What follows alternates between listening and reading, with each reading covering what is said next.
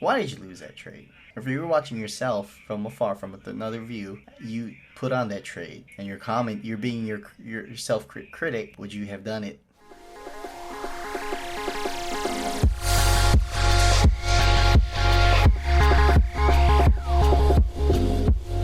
Coming back to Trading Topic Tuesday.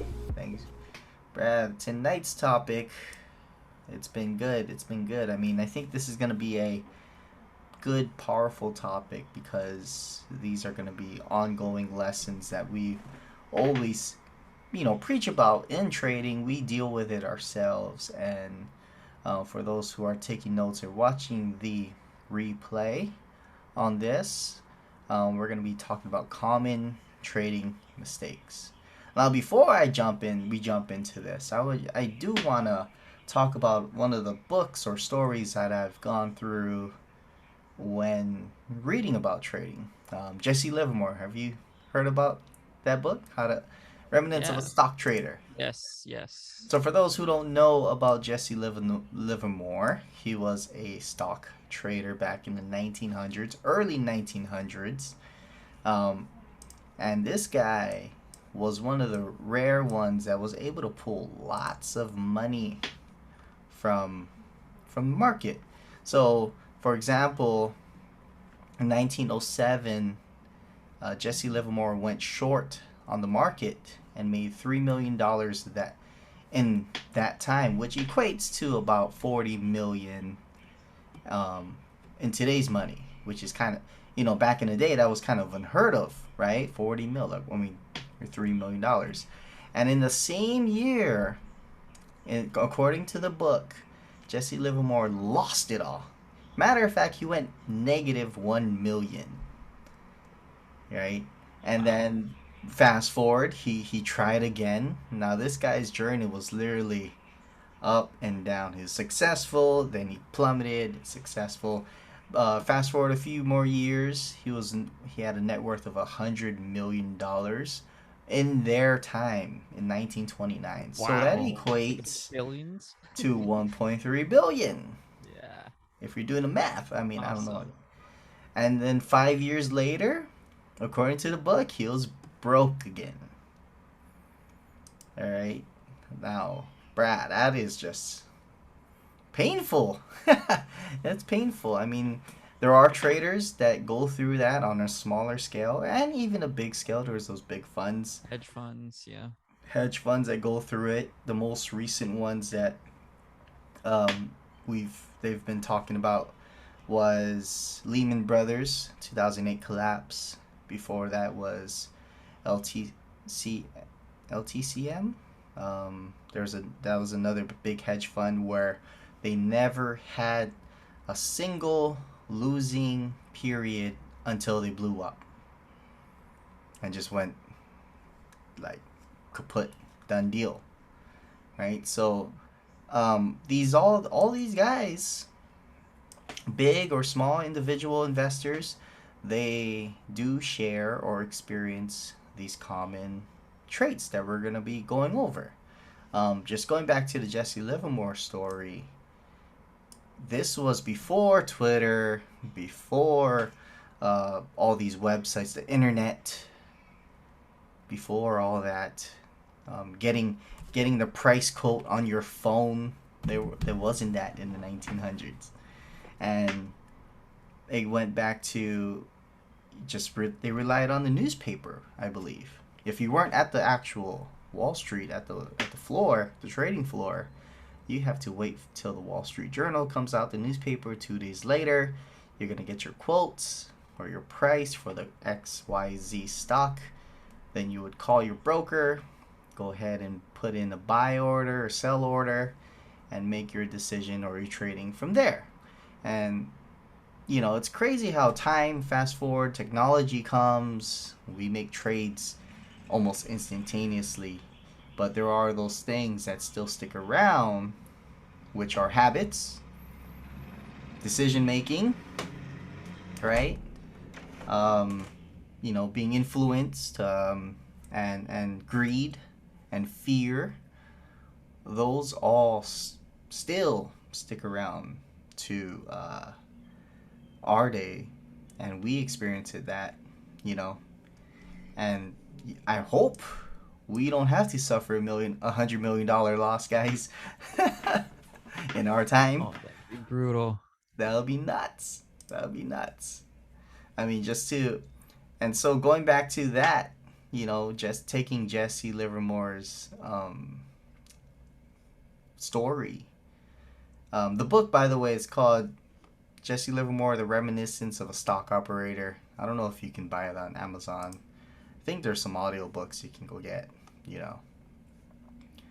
But going back to that, I don't know um, the exact details of like what trades took him out, what he did, this and that. But I feel like the topics we're going to be sharing can be contributing factors towards why he went bust.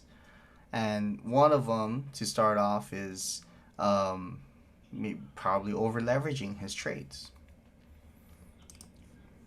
And over leveraging, that means if you have $1,000 account, for example, um, and you're risking $500 on one trade, right? That means you're risking 50% of your trading capital for this one trade, and you're almost just tossing. You're literally tossing a coin when you go to that route. And over leveraging can come from many things. It can come from greed. It can come from trying to recoup your losses. You ever go to hear those people about Vegas? Oh, double up if you're losing, right? Double your bet. Yep. Gamble all your winnings. Yeah. Over leveraging can also come from not knowing what you're doing, guessing. Another point on common trading mistakes is not journaling. I don't know if Jesse Livermore did this, Mm. but not journaling, not documenting your trades, not documenting why you made those trades, whether it be a winner or a loser, and then spending the time to review it, right? You're just going with the flow, and I myself, I review my trades maybe once a quarter. I don't do it every week. I'll look through some trades by the end of the month, but to do some really intentional journaling, that will be once a quarter for me. Um, Same here. Same here. yeah, and I think you're kind of running through it right now. Yeah, agreed. Yep. Going through January, almost finished with January. Yeah. So, And what is it doing for you right now since you're going through it? well, one, it's giving me like snapping the confidence approval that the system works for one, and then two is thing that's really really standing out in 2020 is risk management. If you just keep your risk management in play, you could lose 5, 10 trades in a row and then win only two or three and you'll still be on top. And I think that's what's really sticking out, because I had a lot of losses in January, but in the end it wasn't bad. I was able to make it up. I think my top step account was up 3.6% at the end of it. So I mean it was cool. I like going back and journaling. Learn a lot. Nice. So, journaling. I mean, we've discussed that on these calls before. We've done a whole call about journaling. We'll probably revisit that in the near future as well. There's lots of resources, lots of software out there that can help aid your journaling, make it more streamlined, make it more pretty, put off fancy graphics, whatnot. Um, Another common trading mistake. I mean, you got one, Reed? Common trading mistake? Common trading mistake. Oh, well, one thing that sticks out to me is just FOMO, having Boom. I know you mentioned that, but just fear in general, fear of when you're in the trade, you're fearful that the trade is going to lose, and then fearful in the sense like, oh shoot, Glenn's in dollar yen, I want to be in dollar yen. it's not fitting my criteria, but it kind of is. I think it has 2 out of 5 confluence factors for me to enter a trade. I'm still gonna enter it because I know Glenn is awesome at trading, so I'm just gonna do what he does. And I think there should be a balance, because it's okay to copy traders that know what they're doing, but at the same time, it's that fear. Why are you entering the market? Are you entering the market because you don't know what you're doing? You're not confident in your trading plan? Are you just looking for a trade to be in? That's those are questions that you have to ask yourself. So I think FOMO is just one of the top key things for myself, and things that I had to overcome. You reminded me of I think in one of the Market Wizards book, one of the traders was talking about how he had a friend who traded as well, and he respected him as a trader.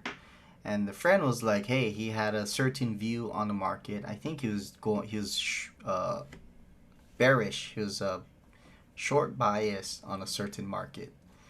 And the trader who's being interviewed, he's like, "Okay, I'll ride along with you, you know, and I will get out when you get out."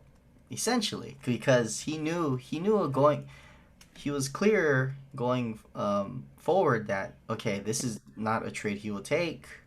For whatever reason, he made the decision to follow that trade. We're going back to FOMO. Maybe it could be that, but he was intentional, and he told his friend, "Okay, let me know when you're um, what you see with this trade." And so they, like, every other day they'll catch up, and the market was moving against them, meaning they were holding open losses. And the friend's like, "Ah, don't worry, it's gonna return, it's gonna turn back." But market was going up, but they were short. And 2 weeks pass, and then now I'm kind of just summarizing it. I think there might be some details I'm missing, but the trader who was following his friend, he was feeling all sorts of emotions. He's like, "Why is he still in this trade?" Mm-hmm. And he would ask his friend, and his friend finally told him one day, "Oh yeah, I exited out of that trade." And the friend was like, I mean, the trader was like, "Why didn't you tell me?" Yeah. And he ends up eating more loss than he needed to. And that was a big lesson for him in making that kind of decision with his trading career, of course. And there's so many different mini lessons in there as well. But Oh yeah, tons of lessons off that one story, man. yeah, Wow. yeah, and so that could be an example of FOMO as well. I mean, for one, the trader wasn't trading a system or a trade that fit his personality. It wasn't a normal trade he would take. Like you were saying, it didn't hit your criteria, or only check one box or two box. But and then he had the commitment of riding it out with his friend, which is, could be good. But at the same time, there's just like a domino or a snowball going into an avalanche. It just makes all these little things add up and becomes a big loss. Oh yeah, definitely. That's why it's good to know your own system, know what you like to see. Yeah, I would say even if we had like the same exact trading style, you gotta confirm it on your own. Like, am I okay entering this market? Everything checks the box, but am I like mentally here? Am I okay to enter this trade? Am I have sound mind to be in it? So that those are some questions. Yeah. And for example, we would go over our trades together, and we on our watch list. Oh, yeah, we're looking at the same market. And for, say Reed gets in at a better price than I would have gotten in, you know. My view can start getting emotional because I'll be like, "Damn, I wish I got a good entry like Reed did."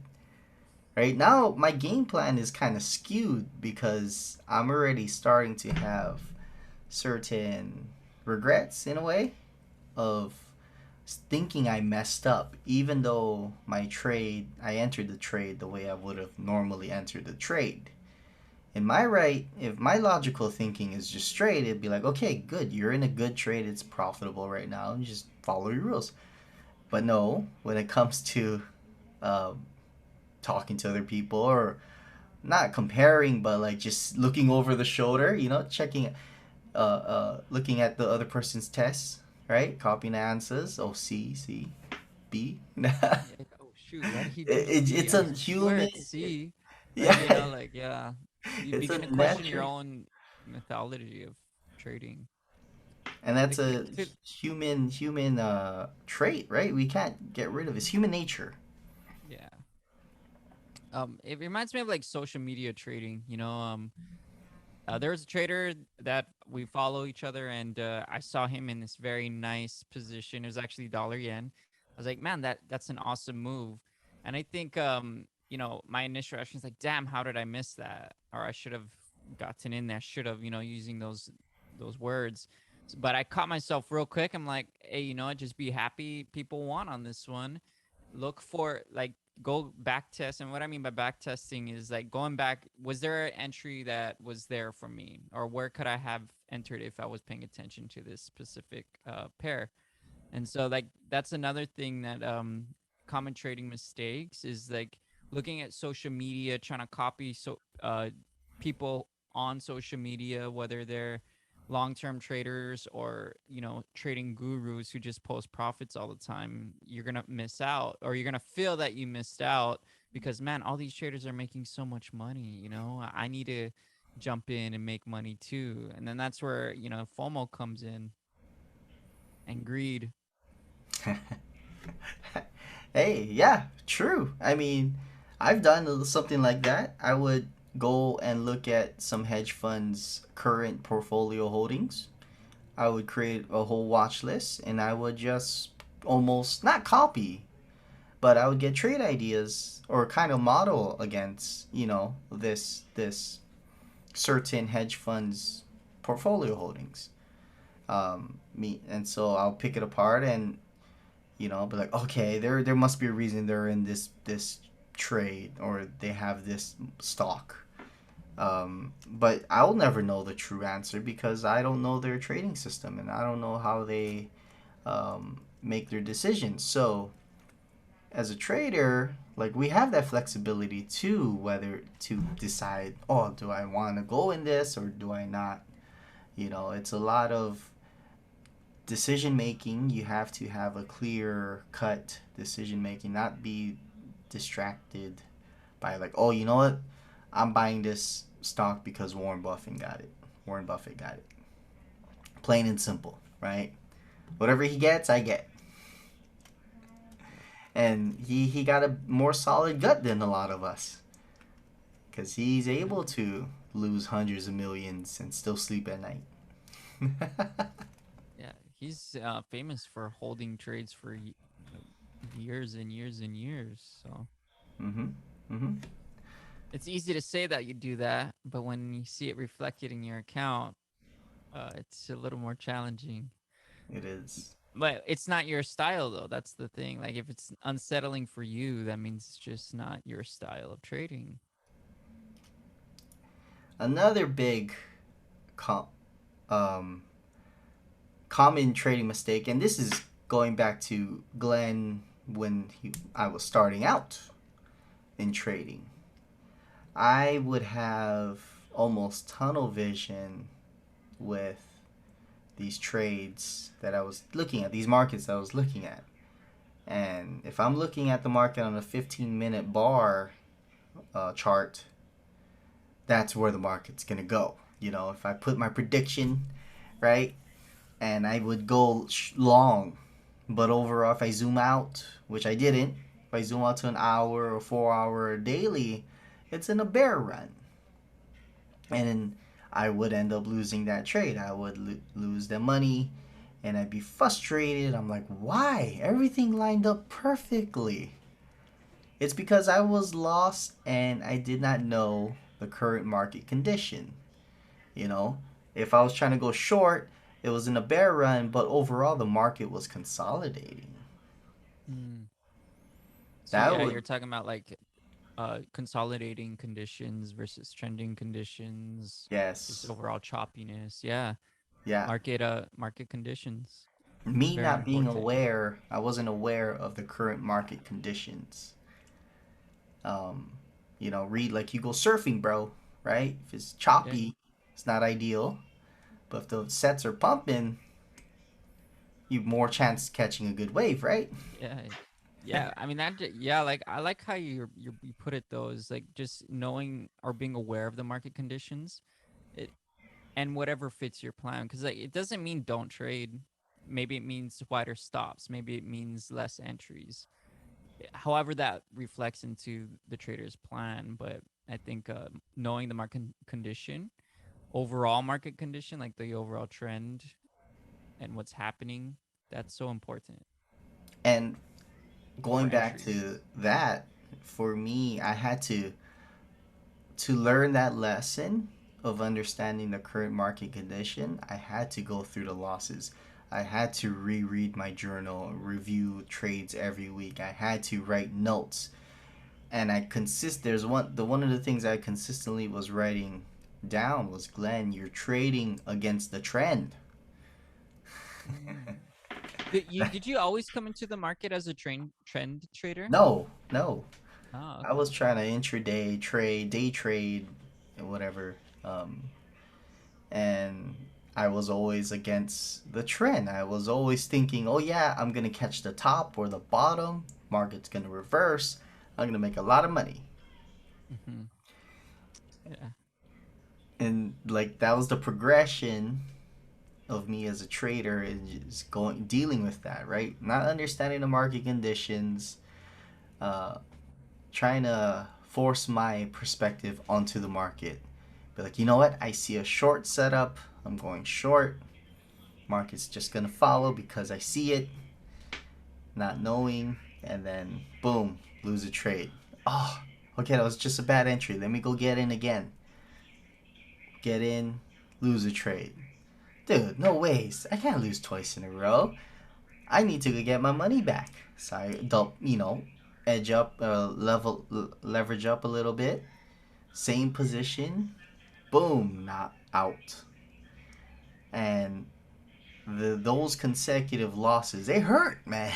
They hurt. Oh yeah. And I think it was just such a humbling experience. When the day was done, I would force to stop myself from trading the rest of the night, close, write down my results, and then take it to Saturday or whatever, whenever I have time. I'll go with a clearer mind.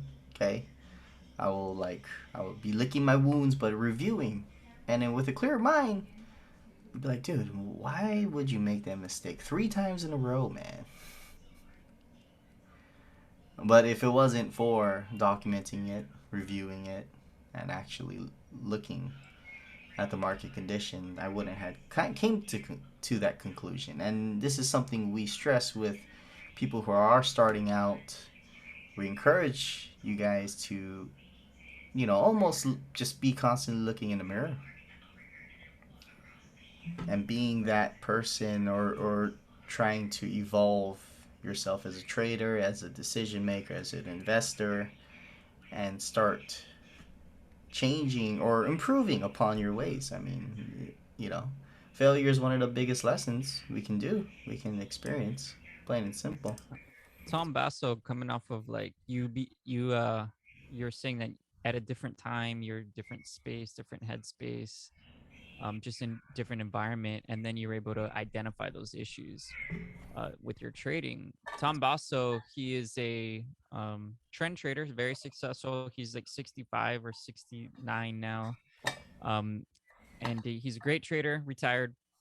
He says, become the observer, observe the like be an observer of yourself, observer of all your actions, observer of everything you do.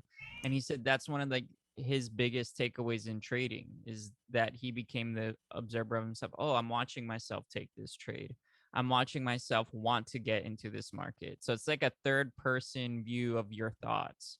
And that's not easy to do. It's not, but it's something to look strive to or strive for. Like maybe one day you'll catch it. You're like, okay, I'm thinking this. Okay, what's the proper way to think? Or just even observing that you're thinking a thought is one step closer to becoming the observer, you know? So just small wins at a time.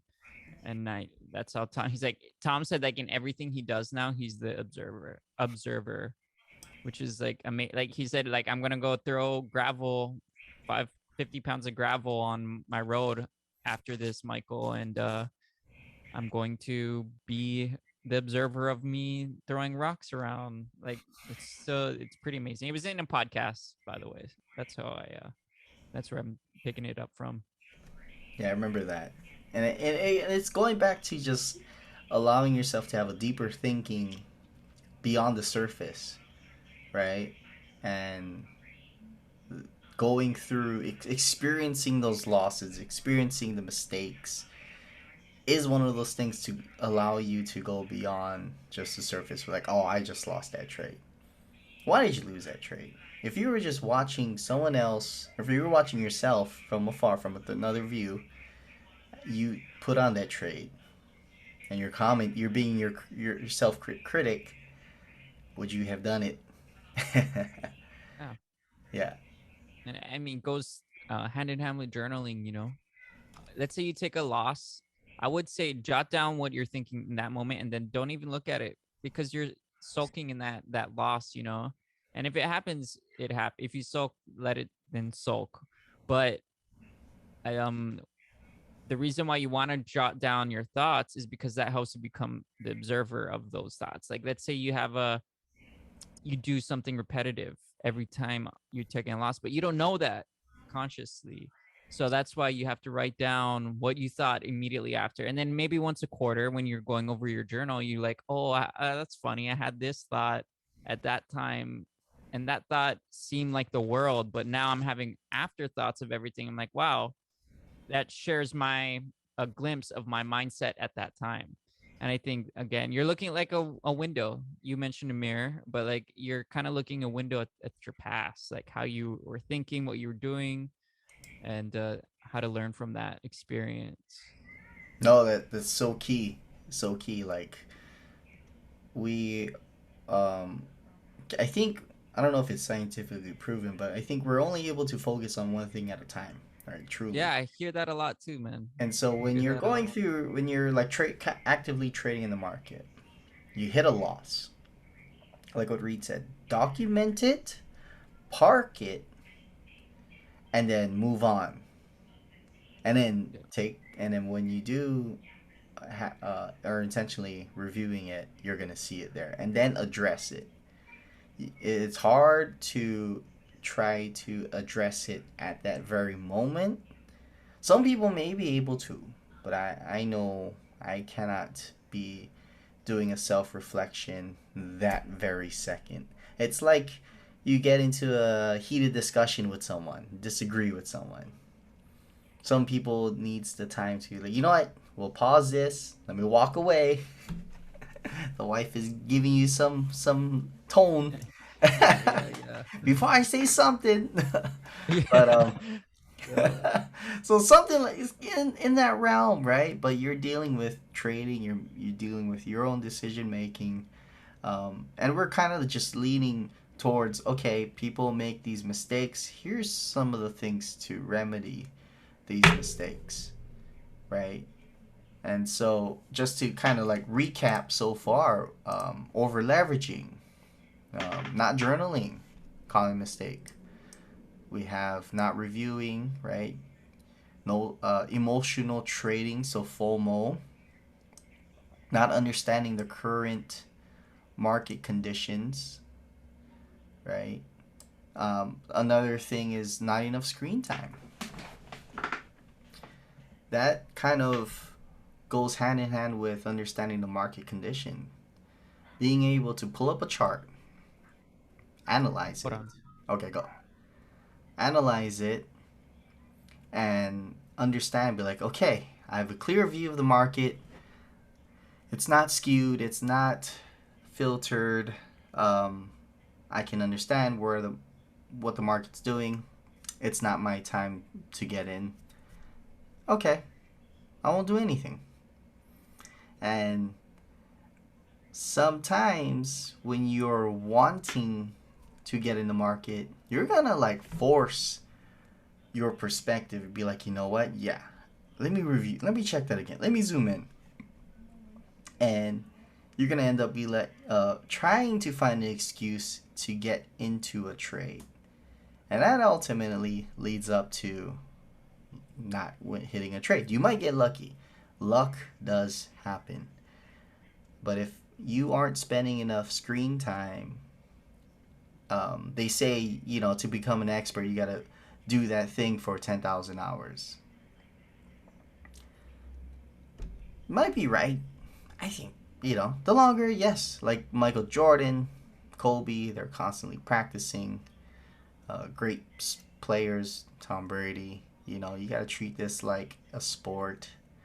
We are athletes in a way.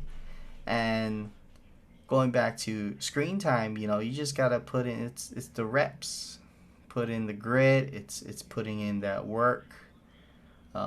And it's okay. Like if you're able to do it consistently, 30 minutes at a time, or spend a good chunk of a day off to just look over charts, then go. That's it. That's how you build up. You just compound that work, compound that time, and then eventually you're gonna develop a uh, a view where you're just clear with the market. You want to be synced with the market, and being synced will eventually allow you to make better decisions. So, in order for you to be synced, screen time. You have to understand what the market's doing. Um, and some people, they just think, oh yeah, I'm just gonna become a full-time trader in 3 months, man. Do you think it's possible if you put in the screen time?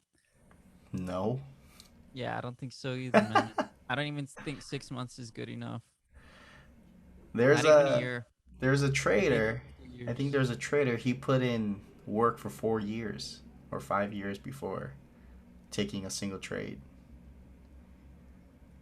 Yeah, Before taking a trade. Wow, that's a lot of demoing. that's and they call him a chartist. I forget which trader in the market wizards, but he was doing that. He was doing that. I, I mean, that's interesting. You think it would have taken him 4 years if you actually put real money on the table and actually placed a trade? Everyone has different stories. I Everyone? mean, there are those Yeah, traders everyone. that do make it after a year. Did you demo, Glenn? I did. I did. How But long would you say you demoed for? I demo for like 3 months, bruh. Okay, that's solid. Cause, Think cause I let my emotions take control of me and be like, yo, I can do this. Let me go put some money in there. No, I think 3 months is a long time, man, for demoing. I think well, see, everyone's different, but I think you got to demo to get the hang of it. And then once you got the hang of it, invest real money with a small, I mean, that's just my opinion. I didn't even do it that way. I waited for until like at least a month was over. And actually, I think it was 60 days total. 60 days total, but it was at the first month I was like, yo, I need to know how this feels. Cause I was just, like on demoing, they give you like 50K for play money. So I was just going full leverage on the bad boy. And like, I'm like, oh, I know how this works. Too easy. So not too Yeah. easy. Not too easy. Yeah, I mean, yeah, it's not. There's no. I don't think there's a clear cut like steps, in this. Um, going. The best thing is just hearing from multiple people Mm-hmm. and then kind of coming up with your own conclusion. And then I think trying it is going to be the most important, right? Actually, just jumping in, diving in, rather than, oh, let me go test the water here. Oh, let me go test the water here. Find something, stick to it, jump in, put in the work, um, and refine. Like just keep going. Start the journey. And some people will need to feel the emotion of losing or winning real money in order for them to actually click with those lessons. Yeah, Yeah, very true. yeah. And they always say that, for those who end up winning big or a good amount on their first trades, it's almost like like setting them up for future, putting them in like prone to failing, right? Because I'm a ego. wit. I'm a testimony to that. My first like one or two trades, I got like a 15% gain. Again, I had no idea what I was doing, but it was real money, and I was like, "Oh my god, I made 15%. Imagine if I had $100,000 account. Look, we'd be doing it." And I was like convincing myself, the wife well, currently the wife, girlfriend at the time. I was like, "Look at, we're gonna be wealthy. Like trading is this." And I was like, I think it was like a couple day win streak, bro. And I was like, trading's too easy. And then like I'm going to dinners with my friends. I'm like, yo, I'm gonna be a millionaire trader before I'm 30. La da da da da. And it definitely set me up for a big ego burst. So came into it too hot headed for sure. I think, like, even for me, I didn't even get my first big wins until, like, I definitely had a lot of big losses. But I didn't start, like, actually getting nice wins until, like, maybe a year into it. That's still good. Who was it, Glenn? We were talking about like your stages as a trader. It should be all right. Don't lose 10% in your first year. Oh, Your Alexander second, Elder. it was okay. Alexander Elder, one of the greats, says, first get negative 10%. Bruh. That's a noble goal. I The added a second zero to goal, that, bro. I put that's true. a, Don't blow your account. Don't blow your account. Get to negative 10%. Don't lose any more than 10% in the year. Second year or third year, depending on if you want to do don't blow your account. Within that range, you want to be break even, and then from break even, then go just for 2% net profit. And then you could, once you get that 2% going consistently, then you could be like, okay, now I want to hit profit goals or target goals. It's like never go in it with a target goal mindset, hmm, like in the beginning. that's good. So I mean, That's good.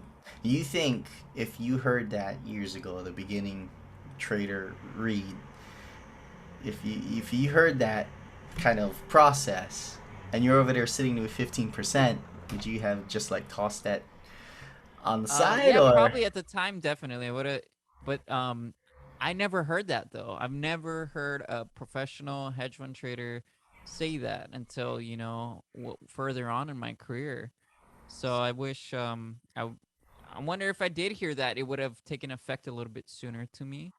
But Mm, now, like because when I heard it again, when you got your experience, you're like, huh, that makes a lot of sense.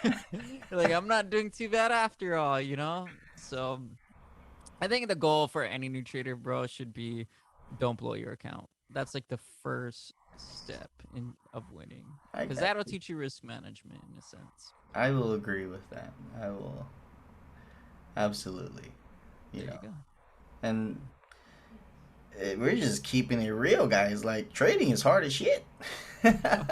It We sure don't want to is. be the guru. Like, yo, you give us 5,000, we'll make it 50,000. Like, no, we're Yeah, not or not setting. even like just posting profits. You'll see a lot of gurus. They'll be posting profits and then buy my course. Hmm. It's like, nah, that's money grabs. You reminded me. There's this one guy that DM'd us on Instagram, and he's like, giving us the scenario. Do you think with a 100K account you can make 10% a month every month using this account? And you know that question right there kind of tells us where he's at in trading. Of course, it seemed like he's new. He didn't really um, understand the idea that trading is more than that constant returns. If that were true, everybody would be rich, Yep. right? Everybody would be trading. Yeah, making 10% every month for the rest of your life, dude. That'd be nice. But unfortunately, I had to break it to him and give him the raw truth, and kind of put it in perspective for him. And I hope that that's one of those tips or answers that will stick with him. Yeah. Like maybe it needs like me, I need to hear it multiple times. So if he hears it from different traders all across social media, I'm sure he'll come to his senses. Yeah, yeah. And who knows? He might find those people who be like, bro, I make more than that, man. Come on, join my stuff. Yeah, exactly, right?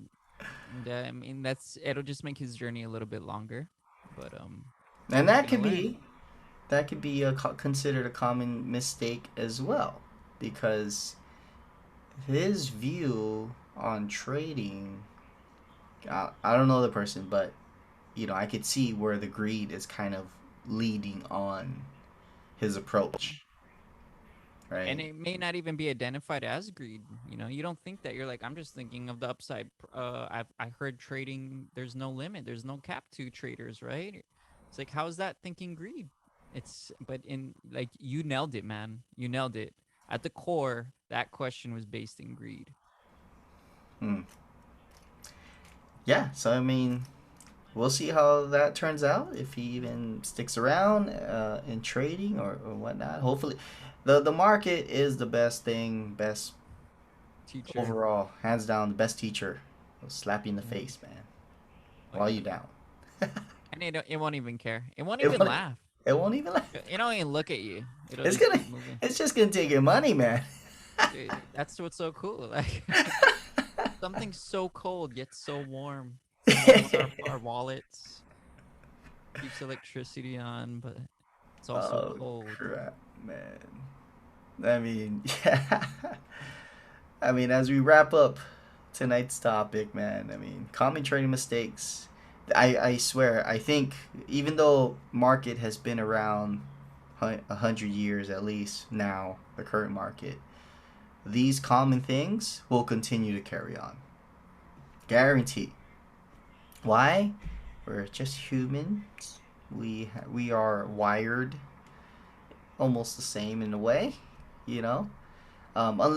Unless Elon does something, a lot of us become part robots. We'll see. We'll see. I don't know, but Hopefully, I they were think part of that. Make it easier to trade.